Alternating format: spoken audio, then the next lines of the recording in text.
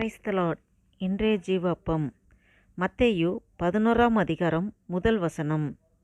இயேசு தம்முடைய 12 சீசர்களுக்கும் கட்டளை கொடுத்து முடித்த பின்பு அவர்களுடைய பட்டணங்களில் உபதேசிக்கவும் பிரசங்கிக்கவும் அவ்விடம் விட்டு போனார். ஹல்லேலூயா.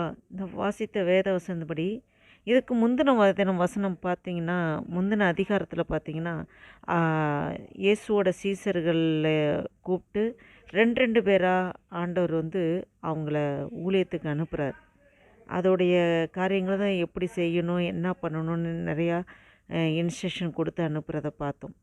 இப்போ 11ஆம் அதிகாரத்தில் முதல் வசனத்தில் இயேசு தம்முடைய 12 சீசர்களுக்கும் கட்டளை கொடுத்து முடித்த பின்பு அவர்களுடைய பட்டணங்களில் உபதேசிக்கவும் பிரசங்கிக்கவும் அவ்விடம் விட்டு போனார்.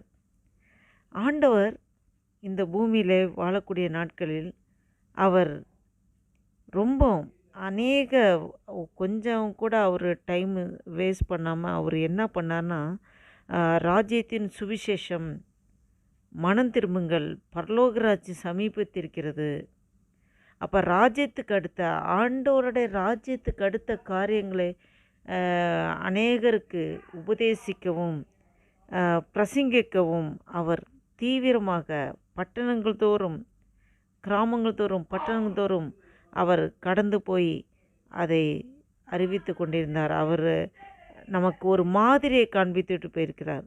எப்படி நடக்க வேண்டும், நாம் ஊழியத்தில் அசதியாக இல்லாமல் ஜாக்கிரதை உள்ளவர்களாக இருக்க வேண்டும் என்பதை ஆண்டவர் அவர் வாழ்ந்து காண்பித்தார்.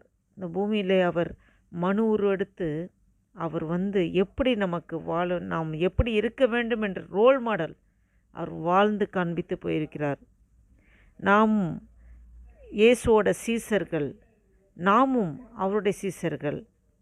இயேசுவோட சீசர்களை ஆண்டவர் எப்படி ட்ரெயின் பண்ணி அவர் ஊழியத்துக்கு எப்படி அனுப்புகிறாரோ, நாமும் அவருடைய சீசர்கள் அவங்க ஃபாலோ பண்ண விஷயமே நம்மளும் கடைபிடித்து நாம் கர்த்தருக்கென்று சாட்சியாய் எழும்பி பிரகாசிக்க வேண்டும் என்பதே ஆண்டுடைய விருப்பமும் சித்தமும்.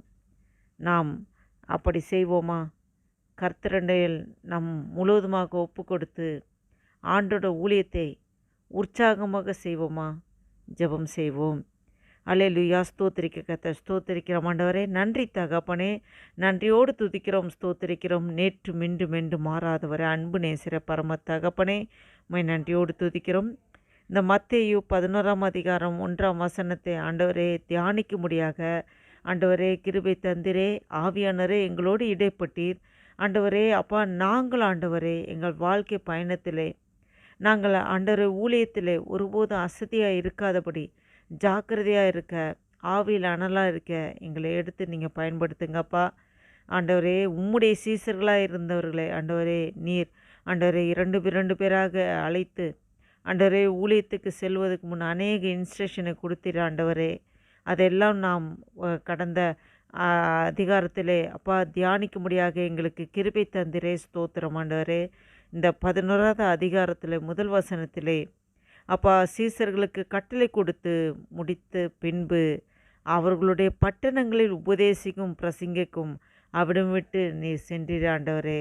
அப்பா நீங்கள் ஆண்டவரே கிடைக்கிற நேரமெல்லாம் ஆண்டவரே ராஜ்யத்தின் சுவிசேஷத்தை பிரசங்கிக்கவும் உபதேசிக்கவும் நீர் ஆண்டவரே அப்பா ஸ்தோத்திர கர்த்தாவே அநேகருக்கு ஆண்டவரே ராஜ்யத்துக்கு அடுத்த காரியங்களை சொல்ல முற்பட்டீர் ஆண்டவரே. நாங்களும் ஆண்டவரே உம்முடைய வழியில் செல்கிற நாங்களும் உம்மை போல ஆண்டவரே எங்கள் ஒவ்வொரு மாற்றுங்கப்பா. ஒவ்வொருவரை நீர் ஊழியத்துக்கென்றே எடுத்திருக்கிற ஆண்டவரே.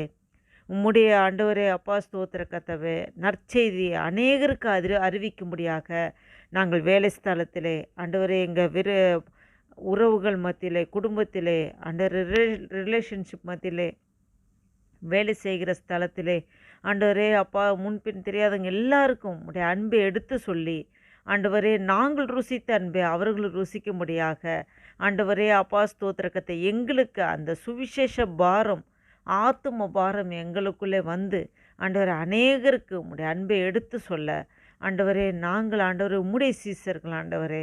அப்பா சீசர்களுக்கு நீர் என்ன கற்பித்தீரோ அதை நாங்களும் ஃபாலோ பண்ண எங்கள் ஒவ்வொரு நீங்கள் நிரப்புங்க அப்பா. அந்த வீடியோவை கேட்டுக்கொண்டிருக்கிற ஒவ்வொரு மீதும் ஆண்டவரே அப்படிப்பட்ட வல்லமை அபிஷேகம் இறங்கட்டும் ஆண்டவரே.